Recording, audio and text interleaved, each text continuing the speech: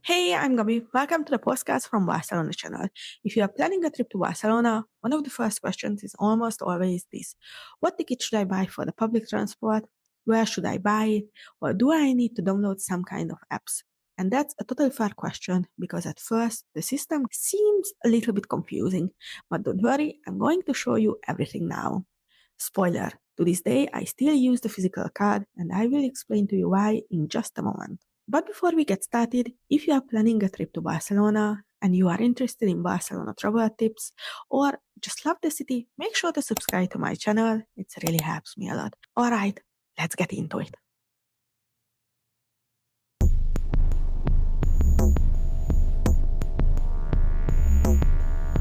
Basically, there are two ways to buy tickets in Barcelona public transport, either through an app or from a ticket machine. Let's start with the app option. I will be honest, I still have my doubts about it, and personally, I don't use it.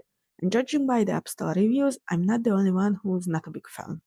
If you search for it, you will find three different apps: T-Mobilitat, Cartera T-Mobilitat, and the TMB app. And at this point, it's really fair to ask, do I really need free apps just to buy a simple ticket? Let's take a look.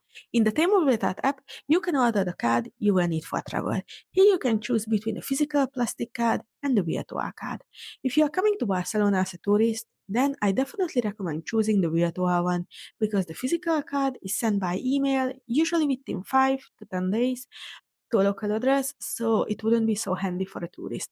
Once you have your card, you choose what ticket or travel pass you want to buy, and that's it. By the way, you can do the same thing in the TMB as well, so you won't need to download both of the apps, just only one. However, to use the virtual card, you will also need the Cartera T-Mobilitat app. This is where you can connect the app you used to buy the ticket, and this is where your virtual card will actually appear. What's more with these apps, you can also scan the paper card both from a ticket machine, check how many rides are left on, and top it up as well. This part works well, and it's something I like using too because it's super handy. And here comes my problem.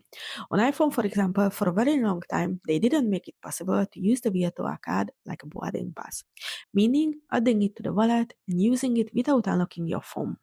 And let's be honest, it's pretty annoying. Unlock your phone, find the app, open the card, and only then tap in. Meanwhile, with the physical card, I just tap it and keep walking. And because of that, I still prefer using it to this day. Now, let's look at the ticket machine, which I think is often the easiest option for tourists, especially if it's your first time in Barcelona and you want to get from the airport to the city quickly. At the bigger stations and at the airport, there are plenty of ticket machines. Just keep in mind that some of them only accept card payments, but they are clearly marked, so you won't end up waiting in line for nothing. Using them is very simple. Choose your language, then choose the type of the ticket, the zone, how many you want, then pay, either with cash or card, and the machine prints your ticket right away. That's it. And one more useful feature. Right here at this touch area, you can also check your existing card. For example, you can see how many rides are left on the Take Group or the Take Familiar card. So overall, I'm still say that I prefer using a physical card because it's fast, convenient, and afterwards it's really easy to top it up using the app, which I think is a super useful combination. And one more important thing before we finish. You can also buy tickets at the airport, so don't worry about that at all. In my opinion, this is not the kind of ticket you need to buy in advance before your trip to Barcelona. For example, like tickets to the Sagrada Familia. Definitely buy those in advance. I hope this video was helpful. If you have any question, write them in comments and also let me know if you used the virtual card and how well it worked out for you. Because I'm genuinely curious whether I'm the only one who struggled with it or if others had the similar experience too.